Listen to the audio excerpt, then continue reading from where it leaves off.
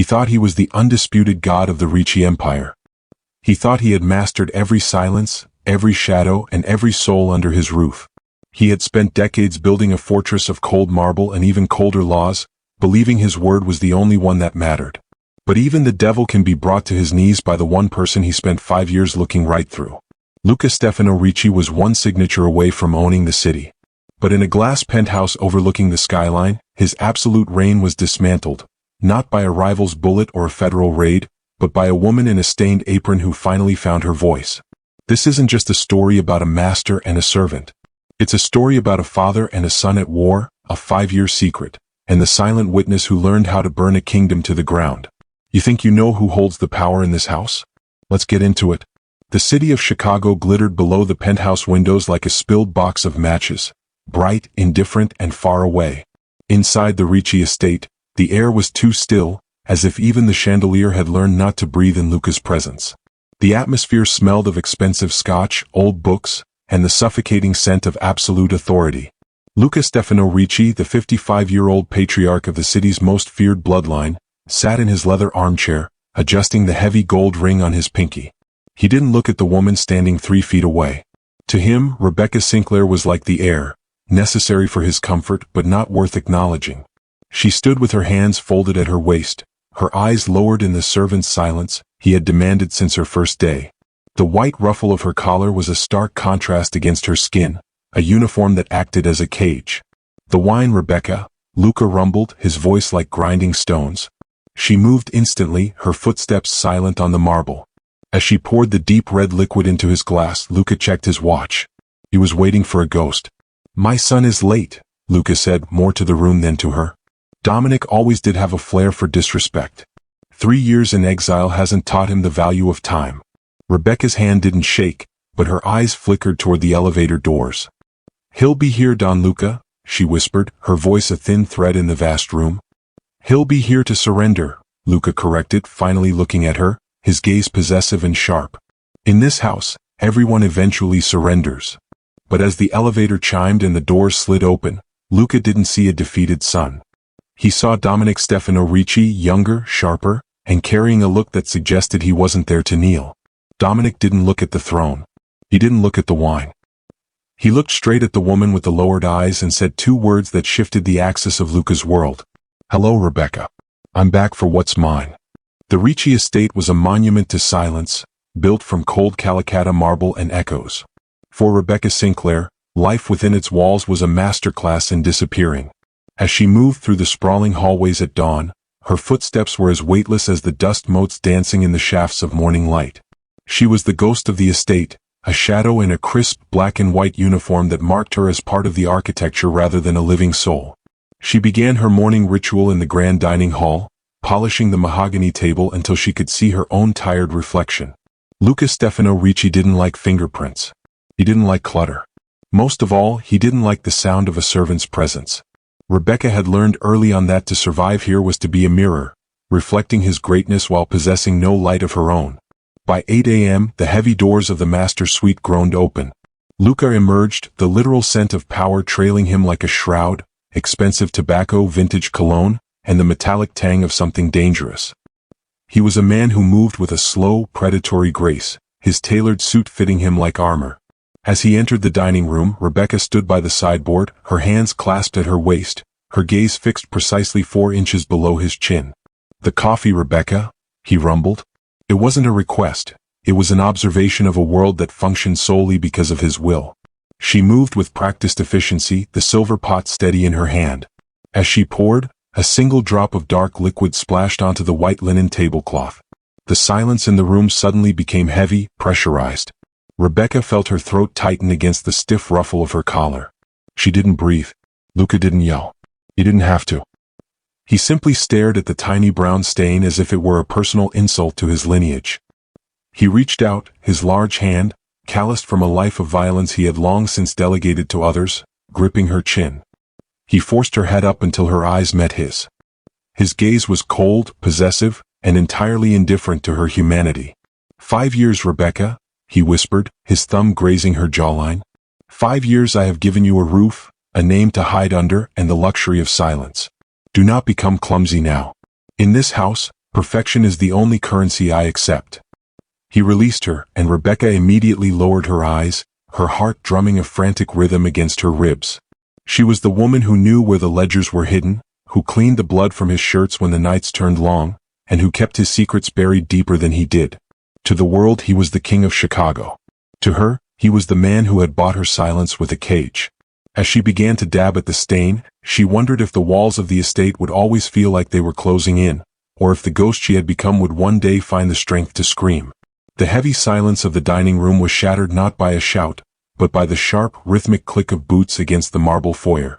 It was a sound that didn't belong in the house of the silent, a sound of intrusion. Luca's hand remained on Rebecca's chin for a second too long, his eyes shifting toward the archway as the elevator doors hissed shut in the distance. Dominic Stefano Ricci did not enter a room, he invaded it. 3 years of exile had stripped away the softness of his youth, replacing it with a jagged, restless energy that made the air in the penthouse feel electric. He was dressed in a dark tactical jacket and jeans, a stark, insulting contrast to his father's bespoke tailoring. Luca let go of Rebecca, straightening his spine as his son stepped onto the Persian rug. "You're late, Dominic. I assumed the streets of Marseille would have taught you that punctuality is a form of survival." Dominic didn't respond to the bait.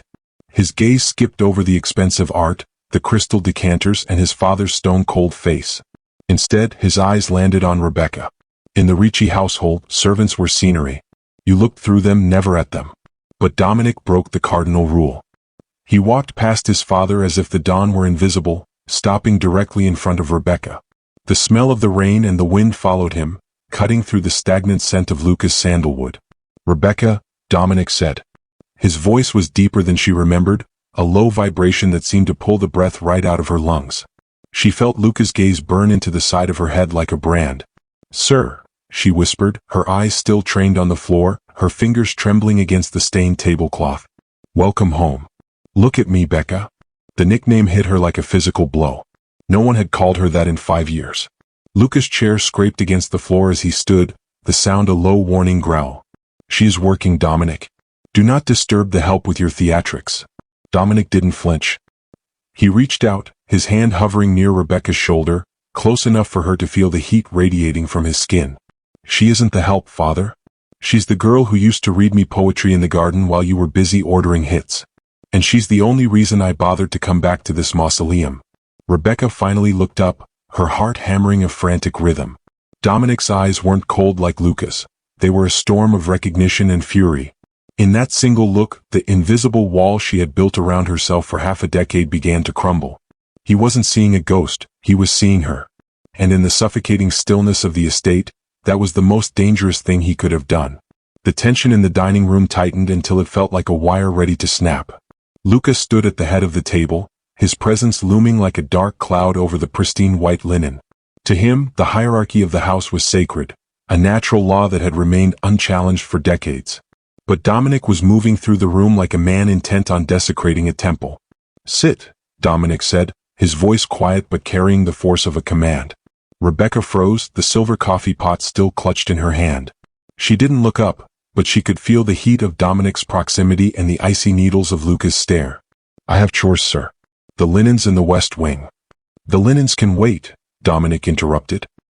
He reached out and, with a gentle but firm grip on her elbow, steered her toward the chair directly opposite his father's seat.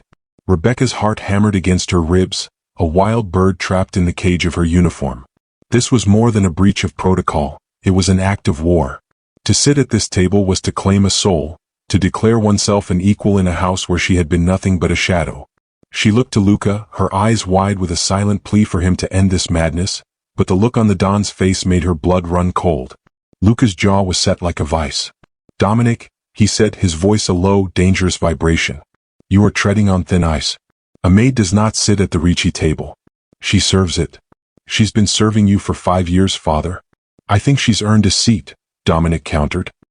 He pulled the heavy mahogany chair out with a deliberate, echoing scrape against the marble. "Sit, Rebecca. Unless you've forgotten how it feels to be treated like a human being." Trembling, Rebecca sank into the velvet cushion. The height of the table felt wrong. The perspective of the room shifted, making the grand hall look like a battlefield. Across from her, Luca finally looked at her, really looked at her. For the first time in half a decade, he wasn't looking through her to the wall behind. His gaze searched her face, noting the curve of her cheek and the depth of the fear in her dark eyes, as if he were seeing a stranger who had suddenly appeared in his home. The jealousy hit Luca then, sharp and toxic. He hated that his son had seen her first. He hated that Dominic had been the one to pull back the veil. "Look at her, father," Dominic challenged, leaning back and crossing his arms. "Look at the woman you've been using as a ghost. She has a name. She has a voice. And starting today, she's going to use it." Luca didn't blink. He reached for his crystal glass, his knuckles white. The war for the estate had officially begun, and Rebecca Sinclair was no longer just the help. She was the prize. The shift in the room was so violent that the present seemed to dissolve, the cold marble of the dining hall melting away into the memory of sun-drenched stone and the scent of ripening peaches.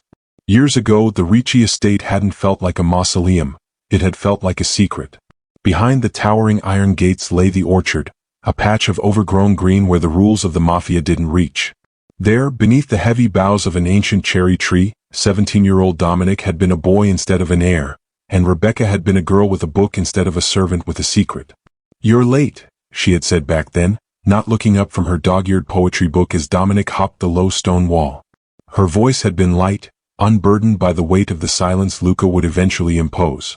Dominic had dropped beside her, smelling of summer and rebellion. "My father had me sitting in on a meeting. Something about the docks." He had made a face, reaching out to pluck a stray leaf from her hair. His touch had been hesitant, a soft question that Rebecca had answered by leaning into it. "I don't want the docks, Becca. I want this. Just this." They had spent hours in that orchard, a sanctuary built of whispered dreams. Dominic would talk about a life far from Chicago, a place where his name didn't carry the scent of gunpowder, and Rebecca would read him lines about souls being made of the same stars. It was there, amidst the falling blossoms, that he had promised her he would take her away. It was there they had shared a first, fumbled kiss that tasted of stolen fruit and the terrifying hope of youth. But the orchard was also where the shadows had found them. Rebecca remembered the day the sun had gone out, the day Luca had stood at the edge of the trees, his shadow stretching long and dark across their paradise. He hadn't said a word, but his eyes had judged them. A week later, Dominic was gone, sent to Marseille under the guise of business training, and the orchard was razed to the ground to make room for a sterile, concrete terrace. Now, sitting at the table under Luca's predatory gaze, the ghost of that summer felt like a cruel joke. Rebecca looked at Dominic, and for a fleeting second, the jagged, hardened man vanished, replaced by the boy who had once promised her the world. The memory was a flicker of warmth in a frozen room, a reminder that before she was a maid and before he was a rival, they had been the only truth in a house built on lies. The orchard was dead, but as Dominic reached across the table to cover her hand with his, Rebecca realized that the seeds they had planted there were finally beginning to break through the marble. The silence that followed Dominic's touch was brittle, a thin sheet of glass held over a furnace. Luca watched them from the head of the table, his eyes tracking the way his son's fingers shielded Rebecca's hand, and for the first time in his life, the Don felt the walls of his own fortress closing in. Without a word, Luca rose, his chair emitting a final, sharp groan against the marble. He didn't look back as he retreated to his study, the heavy thud of the oak doors serving as a definitive end to the breakfast that never was. Left alone in the cavernous room, the atmosphere shifted instantly. The oppressive weight of Luca's presence evaporated, replaced by the crackling, restless energy of the man sitting beside her. Dominic didn't waste a second. He reached into the inner pocket of his tactical jacket and pulled out two items, sliding them across the mahogany surface toward Rebecca. The first was a sleek, black burner phone. The second was a small, cold piece of steel, a compact handgun, matte-finished and lethal. Rebecca flinched, her hands retreating to her lap. "Dominic, no. If your father finds these, he'll kill us both. He doesn't just want my silence. He wants my soul to be as empty as these rooms." "He's already killing you, Becca," Dominic whispered, his voice a low vibration that made the air feel thin. He pushed the items closer until they brushed against the fine china. "Silence isn't safety. It's a grave he's digging for you one day at a time. This phone is your lifeline. My number is the only one saved. You call me when he leaves the penthouse, when he's vulnerable, or when you're afraid." He picked up the weapon, turning it over in his hands with a practiced, dangerous grace. "And this? This is the gift of fire. He taught you to hide. I'm going to teach you how to hunt." Every night, after he's finished with his scotch and retreated to his office to count his sins, "You're going to meet me in the cellar. Rebecca looked at the gun, its dark metal catching the morning light. The lessons he spoke of weren't just about marksmanship. They were about reclaiming the woman who had been buried under ruffles and subservience. Dominic reached out, taking her trembling hand and wrapping her fingers around the grip of the pistol. The weight of it was shocking. It was heavy, honest, and terrifying.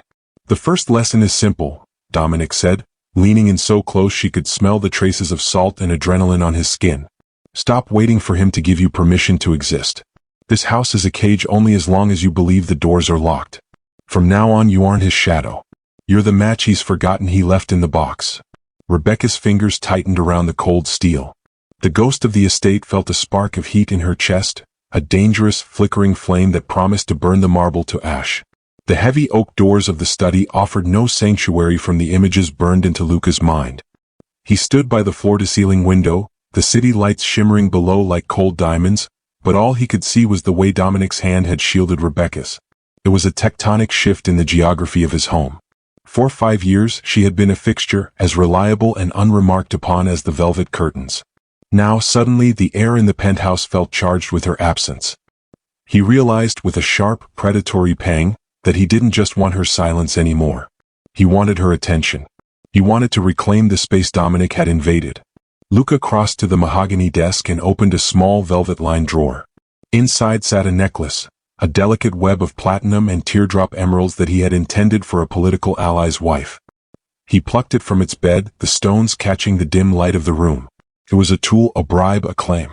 He had always believed that loyalty was a commodity, and affection was simply a debt that hadn't been collected yet. He buzzed the intercom. "Rebecca. To the study. Now." When she entered moments later, the change was subtle, but to a man who lived by observing weakness, it was deafening. She didn't look as small as she had that morning. Her chin was a fraction higher, her shoulders set with a tension that wasn't entirely born of fear.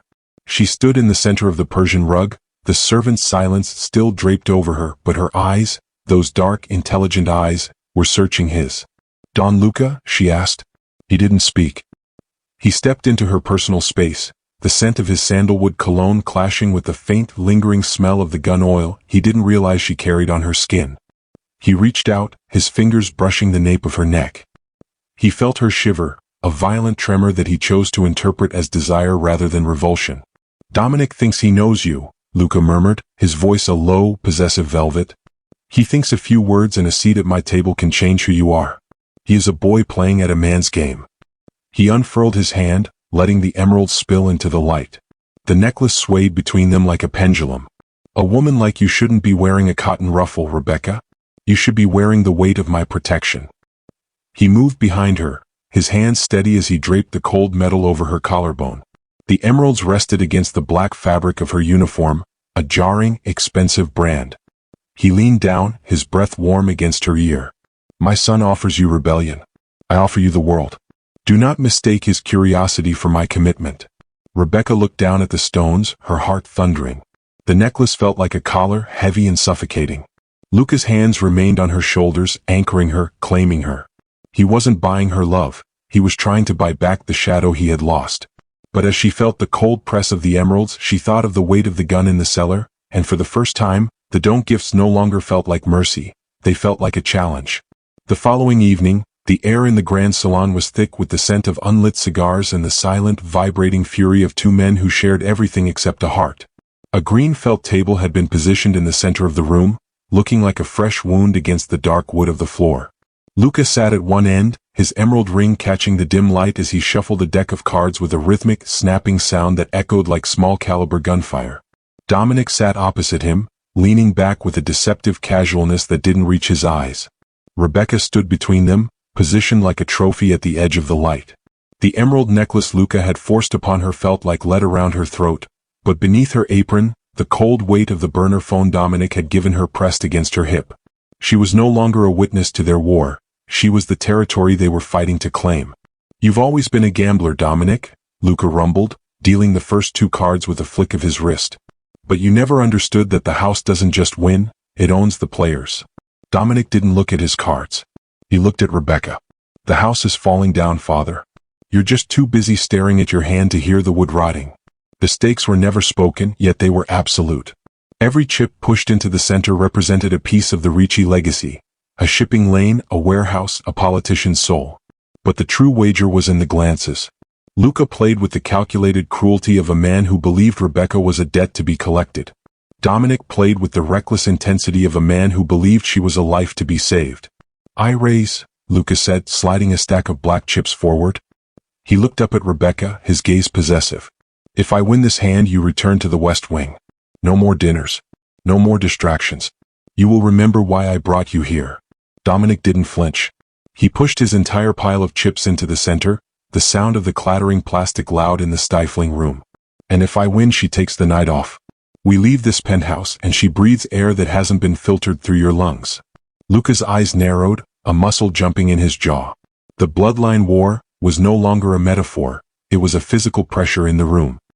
He looked at his son, then at the woman he had ignored for 5 years, and realized that for the first time in his life, he didn't care about the money or the docks. He wanted to see the light of hope die in her eyes when he won. Luca flipped his cards, 3 kings. A dominant, crushing hand. He reached for the chips, a smirk beginning to pull at his lips. But Dominic's hand moved faster, turning over a sequence that ended the game, a straight flush. The silence that followed was absolute. Dominic stood up, ignoring the mountain of chips. He walked to Rebecca, took her hand and pulled her from the light. Luca remained in the shadows of the head of the table, his hands trembling as he stared at the cards that had betrayed him. He had lost the hand, but as he watched them walk away, the Don realized the war had only just begun to turn bloody. The library was a sanctuary of dust and leather, the one room in the estate where the shadows felt thick enough to hide a person's soul. Rebecca stood between the towering mahogany shelves, her back pressed against the cold spines of books she had spent years dusting but never dared to read. Dominic was inches away, his presence a wall of heat that made the emeralds at her throat feel like ice. "You shouldn't have done that," she whispered, her voice trembling. "The game, the cards. You won't let this go, Dominic. He'll make us pay for every chip you took." "Let him try," Dominic murmured. He reached out, his hand cupping her cheek with a tenderness that felt more dangerous than his father's rage. It was a touch that stripped away the maid, the uniform, and the 5 years of silence. For a heartbeat, the air in the library seemed to vanish. Dominic leaned in, his forehead resting against hers. "I didn't come back for his money, Becca. I came back to see if you were still in there." When he kissed her, it wasn't the tentative reach of a teenage boy in an orchard. It was the desperate, possessive claim of a man who had survived a desert and finally found water. Rebecca's hands, once trained to stay folded at her waist, surged upward, her fingers tangling in his hair. The kiss tasted of rebellion and a decade of suppressed longing. The heavy double doors of the library didn't creak. They slammed open with a force that rattled the crystal lamps. Luca stood in the threshold, his silhouette framed by the harsh light of the hallway. He didn't look like a Don. He looked like a vengeful deity. The sight of his son's hands on the woman he had finally decided to want triggered something primal in him. He moved with a speed that defied his age, crossing the room in 3 strides. He grabbed Dominic by the shoulder, spinning him around and delivering a backhand that sent his son reeling into a ladder. "You dare," Luca hissed, his voice a low, vibrating snarl. "In my house? With my property?" Dominic wiped a smear of blood from his lip, a jagged, dark smile spreading across his face. He didn't cower. He stood up, his eyes locking onto his father's with a lethal clarity. "She isn't your property, Father. She's your failure. You looked at her for 5 years and saw nothing. I looked at her once and saw everything you're afraid of." Luca lunged again, but this time Dominic didn't take the blow. He caught his father's wrist, the 2 men straining against each other in a grim parody of a hug. The physical confrontation was the culmination of a decade of resentment, a bloodline war finally breaking the surface. Rebecca watched from the shadows, the emerald necklace swinging like a pendulum, realizing that the silence of the estate was gone forever, replaced by the sound of a family tearing itself apart. The aftermath of the library confrontation left the penthouse feeling like a tomb where the oxygen had been stripped away. Dominic had been forcibly removed from the estate by a dozen of Luca's personal guard, but the ghost of his defiance still lingered in the air. Luca, however, did not resort to further violence. Instead, he retreated into the chilling, administrative cruelty that had built his empire. He summoned Rebecca to the study an hour past midnight. The room was dim, lit only by the amber glow of a single lamp on his mahogany desk. On the green blotter sat a single sheet of heavy cream paper, a contract. "Sit," Luca commanded. His voice was no longer a snarl. It was the flat, terrifying tone of a judge delivering a sentence. Rebecca sat, her hands trembling as she smoothed the black fabric of her apron. The emerald necklace he had given her felt like a lead weight, pulling at her neck. She looked at the document. It was a lifelong loyalty agreement, a legal and extra-legal shackle that bound her to the Ricci family forever. It stipulated her total silence, her permanent residence, and her absolute obedience to the Don. Dominic is a dreamer, Luca said, leaning into the light. The bruise on his jaw from the scuffle was darkening, making him look more like a monster than a man. He thinks love is a reason to break rules. But you, Rebecca, you are a realist. You know what happens to people who lose my protection. He slid a leather-bound folder across the desk. It wasn't filled with money. It was filled with photographs, surveillance shots of the small apartment where her sister lived, the park where her niece played, and the bus stop her mother used every morning. You served me well for 5 years because you were afraid, Luca murmured, sliding a fountain pen toward her. The gold nib glinted like a needle. But now I need more than fear. I need a guarantee. Sign this and your family continues to live their quiet, unsuspecting lives. Refuse, and the Ricci name becomes the last thing they ever hear. Rebecca looked at the pen, then at the photos. The invisible witness was being asked to sign away her humanity to save the people she loved. She could feel the burner phone in her pocket, a cold lump against her thigh, but Dominic felt 1,000 miles away. You're a king of cages, Luca, she whispered, her voice cracking. I am a man who keeps what is mine, he replied. With a hand that felt like it belonged to someone else, Rebecca gripped the pen. The ink bled into the expensive paper as she scrawled her name, each letter feeling like a nail in her own coffin. When she finished, Luca took the paper, blew on the ink to dry it, and smiled. It wasn't a look of affection. It was the look of a collector who had finally secured a priceless, broken thing. He had her signature, but as Rebecca walked out of the room, she felt the weight of the gun in the cellar and realized that a contract written in ink could still be erased in blood. The following night, the penthouse felt less like a home and more like a pressure cooker. Luca remained in his study, the signed contract a trophy on his desk, while Rebecca moved through the darkened hallways, her heart a frantic drummer against her ribs. She had the burner phone clutched in her palm, waiting for a signal from Dominic, but the air was thick with a new metallic tension that had nothing to do with the Ricci men. The strike came not from the elevator but from the windows. A deafening shatter of reinforced glass exploded through the grand salon. Smoke grenades skittered across the marble, hissing out a thick, gray veil. From the shadows of the terrace, 3 figures in tactical gear swung inside, their suppressed weapons spitting silent, rhythmic fire. This wasn't Luca's discipline. This was the chaotic, brutal signature of the Valenti family, rivals who had sensed the fracture in the Ricci bloodline and moved in for the kill. Rebecca. The shout came from the stairwell. Dominic appeared through the haze, his weapon drawn and barking back at the invaders. He didn't look for his father. He looked for the flash of her white apron. Rebecca was frozen near the piano, the emerald necklace catching the strobing light of the gunfire. One of the hitmen pivoted, his laser sight dancing across her chest. He didn't want the Don, he wanted the leverage. He squeezed the trigger. Dominic didn't hesitate. He threw his body across the gap, his momentum slamming Rebecca to the floor just as the sharp crack of a bullet meeting flesh echoed through the room. Rebecca felt the heavy thud of Dominic's weight on top of her. For a terrifying second, the world went silent. The smell of ozone and gunpowder was overwhelming. She reached out, her hands sliding over the back of Dominic's jacket, only to find it slick and warm. "Dominic?" she gasped, her voice finally breaking the silence he had once demanded. He groaned, his face pressed into the crook of her neck, his breath coming in ragged, shallow bursts. Don't stay here, Becca," he wheezed. Blood began to pool on the white marble, a dark, spreading map of his sacrifice. From the hallway, Luca emerged, his own weapon roaring as he cut down the remaining intruders with the cold precision of a man defending his property. He stopped, the gun smoke curling around his head as he looked down at the scene. He saw his son bleeding out for the woman he had tried to cage. He saw the red stain on the floor that matched the emeralds on her neck. In that moment, the King of Chicago didn't look powerful. He looked like a man watching his entire world catch fire. Rebecca didn't look at Luca. She cradled Dominic's head in her lap, her fingers pressing against his wound. The ghost of the estate was gone, replaced by a woman whose hands were finally covered in the blood of the men who fought over her. As the sirens began to wail in the streets below, She realized that the contract she had signed was now written in something much harder to ignore than ink. The guest wing of the penthouse had been converted into a sterile, private infirmary, the air smelling of antiseptic and the low, rhythmic hum of a heart monitor. Dominic lay motionless beneath the white sheets, his skin pale against the bruises, a stark reminder of the bullet he had taken for a woman he was never supposed to love.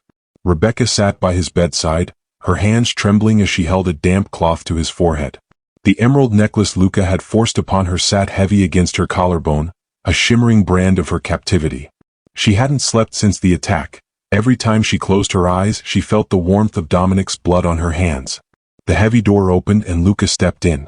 He didn't look like a man who had almost lost his son. He looked like a man who was calculating his next move. He stood at the foot of the bed, his shadow stretching over Dominic's broken form, and for a long moment he simply watched them. "He was always reckless, Rebecca," Luca said, his voice a low, soothing silk that made her skin crawl. "Even as a child he would break his own toys just to see if I would fix them. He has a flair for the dramatic." "He saved my life," Rebecca whispered, her voice raw. Luca moved closer, his fingers grazing the back of the chair where she sat. "Is that what you think? You think this was an act of devotion?" He let out a soft, humorless laugh. "Dominic didn't take that bullet for you. He took it to spite me. He knew that if he bled on my floor, he would become a martyr in your eyes. He's using your guilt to turn you into a weapon against his own father." Rebecca looked up, her eyes wide. "That's not true. He cared for me long before you noticed I existed." "Did he?"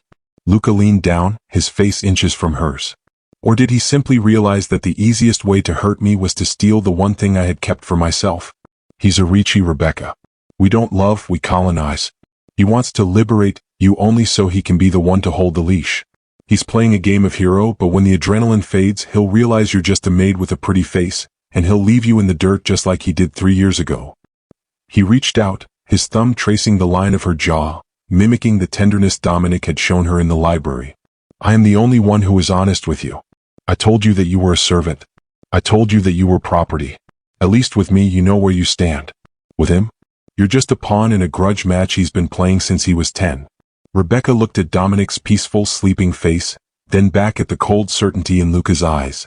The seeds of doubt were small, but in the suffocating silence of the room, they began to take root. Luca straightened his tie, satisfied with the flicker of uncertainty in her gaze. He turned to leave, tossing one final remark over his shoulder. "Don't let his blood blind you to his bloodline, Rebecca. He is my son after all." The seeds of doubt Luca had planted were a cold poison, but they withered the moment Rebecca looked at the rhythm of the heart monitor. Dominic's blood had been real. His sacrifice had been real. If he were truly the monster his father claimed, he would have let the bullet find her. Instead, he had become her shield, and it was time she became his sword. Luca believed the contract in his study was his final victory, but he had forgotten one fundamental truth about the woman he called property. A maid sees everything. For 5 years, Rebecca had been the silent observer of his habits. She knew the floorboards that creaked, the blind spots of the security cameras, and most importantly, she knew the weight of the heavy silver key Luca kept hidden inside a hollowed-out book in the library, the key to the floor safe where the red ledger lived. While Luca was downstairs meeting with his legal team to discuss the Valenti attack, Rebecca moved. She didn't walk like a ghost this time. She walked like a woman with a deadline. The hallway was a tunnel of shadows, the air thick with the scent of floor wax and impending doom. She reached the library, her fingers finding the hidden key with the muscle memory of 1,000 cleaning shifts. The safe was hidden beneath a Persian rug, a cold steel eye buried in the floor. As she dialed the combination she had memorized 3 years prior by watching Luca's reflection in a polished silver tray, her heart thundered against her ribs. Click. The heavy door swung open. Inside lay a leather-bound book that contained the DNA of the Ricci Empire, offshore account numbers, bribe tallies, and the digital keys to a billion-dollar laundry machine. Rebecca pulled out the burner phone Dominic had given her. With steady hands, she began to photograph every page, the blue light of the screen illuminating her face in the dark room. The data was a map of Luca's destruction. By the time she reached the final page, the phone was hot in her hand. She hit send, watching the progress bar crawl forward. 90%. 95%. Delivered. On the other end of that signal, Dominic's trusted contacts would begin the digital siege, draining the accounts and freezing the assets that gave Luca his power. The king didn't know it yet, but the throne was already dissolving beneath him. Rebecca replaced the ledger and locked the safe, smoothing the rug with a trembling hand. She was no longer just the help. She was the leak that would drown the Ricci name.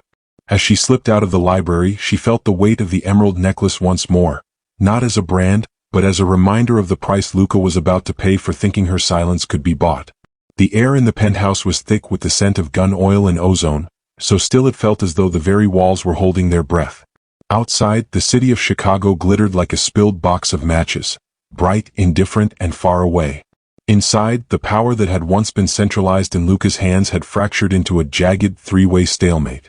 Rebecca stood at the center, her spine rigid and her hands folded at her waist in the servant's posture she had mastered over 5 years. The emerald necklace Luca had forced upon her felt like a cold collar, but it was the photograph pinned to her apron that felt the heaviest. It was a black-and-white image of a younger Luca and a teenage Dominic, a reminder of a bond that had soured into a blood feud. To her left, Luca stood like a verdict. His hand was heavy on her shoulder, a claim of ownership that felt more like a threat than protection. "This is between father and son," he said, his voice a low, terrifying velvet. "She doesn't need to be frightened as long as she remembers who brought her here." He spoke of her as if she were a piece of the furniture, an asset to be secured.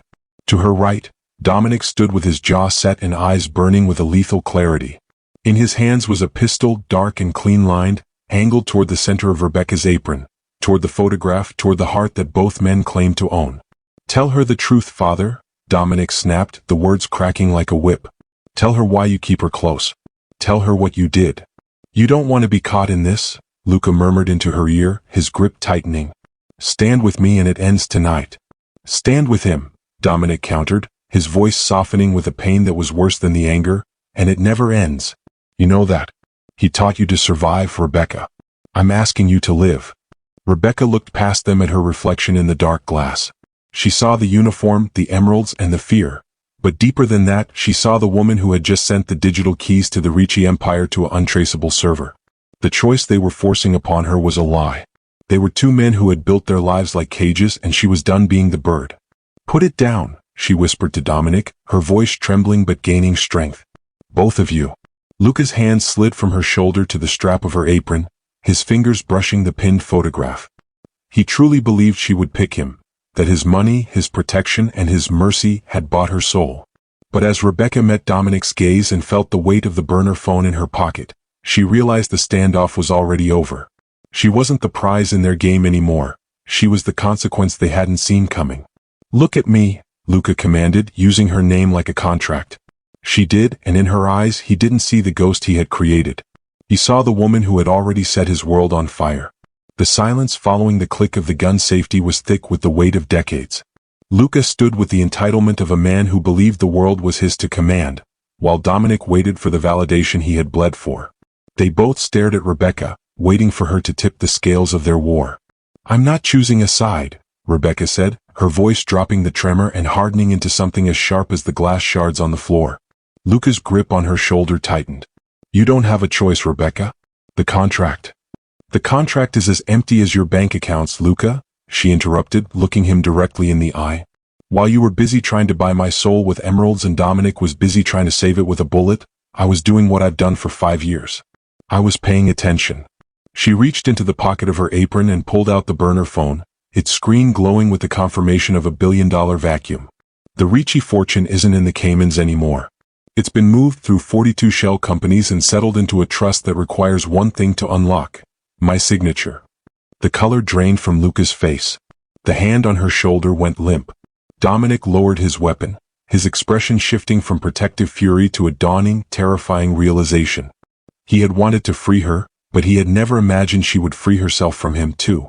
"You were both so obsessed with who owned the maid that you forgot the maid owned the keys," she said, stepping back until she was out of their reach. She reached up and unclipped the emerald necklace, letting it fall. It hit the marble with a dull, hollow sound. "Luca, you wanted my silence. Dominic, you wanted my voice. Now, you both have exactly what you asked for." She walked toward the elevator, the white ruffles of her uniform finally feeling like a costume she was ready to shed. "The authorities have the ledgers. The banks have the freeze orders. By sunrise, the Ricci name will be nothing but a headline and a memory." "Becca, wait," Dominic started, taking a step toward her. She paused at the elevator doors, the light of the city behind her no longer looking like a cage but like a map. Don't follow me, Dominic. You said you wanted me to live. This is what living looks like. The doors hissed shut, leaving the two men standing in the wreckage of their empire. Luca Stefano Ricci was left with the silence he had always demanded, and Dominic was left with the consequence of his own lessons. Downstairs, a car was waiting to take Rebecca Sinclair toward a horizon where she was no longer a ghost, a servant, or a prize. She had played the ultimate gambit, and for the first time in her life, the only person she was serving was herself.